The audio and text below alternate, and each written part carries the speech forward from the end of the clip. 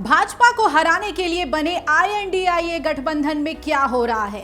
दरअसल पूरे विपक्ष को एकजुट कर आईएनडीआईए गठबंधन में महत्वपूर्ण भूमिका निभाने वाले मुख्यमंत्री नीतीश कुमार अब इससे दूरी बनाते दिख रहे हैं। 6 दिसंबर को इंडिया गठबंधन की बैठक बुलाई गई है और ये बैठक कांग्रेस के राष्ट्रीय अध्यक्ष मल्लिकार्जुन खड़गे ने दिल्ली में बुलाई है। 3 राज्यों में कांग्रेस की हार के बाद ये पहली बैठक है, इस पर सबकी नजर है। ऐसे में सूत्र बता रहे हैं कि सीएम नीतीश कुमार इस बैठक में शामिल ही नहीं होंगे।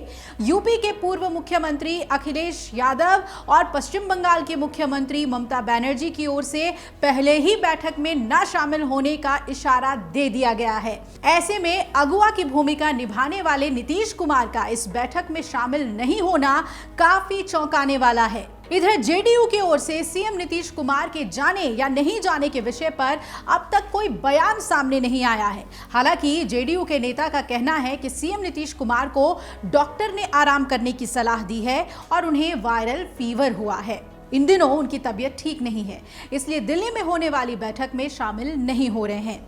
वहीं जदयू राष्ट्रीय अध्यक्ष राजीव रंजन सिंह उर्फ लल्लन सिंह और जल संसाधन मंत्री संजय कुमार झा इस बैठक में शामिल होंगे।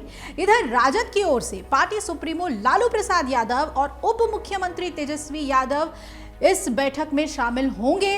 3 दिसंबर को कांग्रेस जब 3 राज्यों में चुनाव हार गई तो जेडीयू की प्रतिक्रिया सामने आई थी और जेडीयू के वरिष्ठ नेता और मुख्य प्रवक्ता केसी त्यागी ने मीडिया से बातचीत के दौरान कहा था कि ये नतीजे बेहतर भी हो सकते थे, इसको इंडी गठबंधन से मत जोड़िए।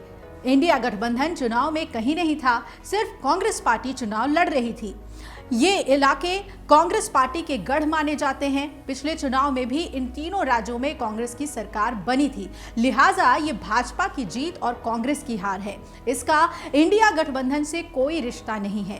कांग्रेस ने चुनाव से पहले अपने घटक दलों से दूरी बना ली थी। अब ये तय हो गया है कि कांग्रेस पार्टी अपने बलबूते भाजपा को तो पराजित नहीं कर सकती।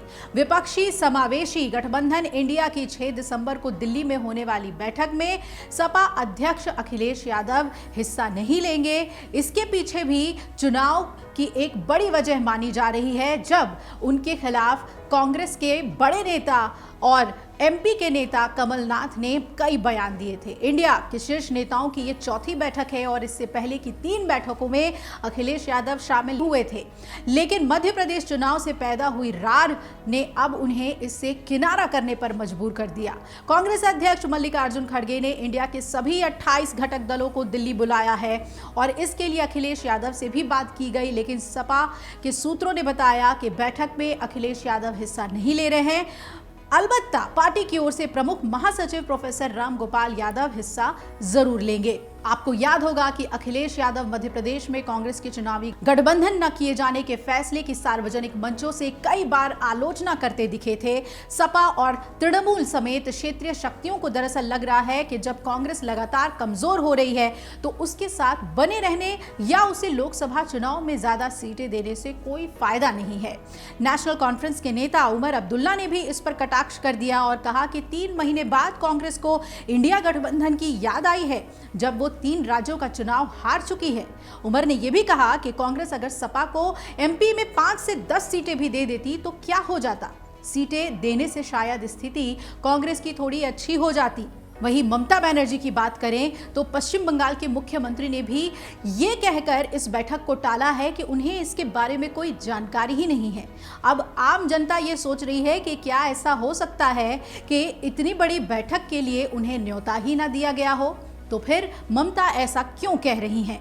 तमाम सवाल उठ रहे हैं आईएनडीआईए गठबंधन की इस बैठक को लेकर। अब देखना है कि कांग्रेस अपने सभी घटक दलों को कितना जोड़ पाती है, कितना एकजुट कर पाती है। अगर आप ये वीडियो YouTube पर देख रहे हैं तो हमारे चैनल को सब्सक्राइब करें और बेल आइकन को दबाना ना भूलें। अगर आप Facebook पर ये वीडियो देख रहे हैं तो हमारे पेज को लाइक करें।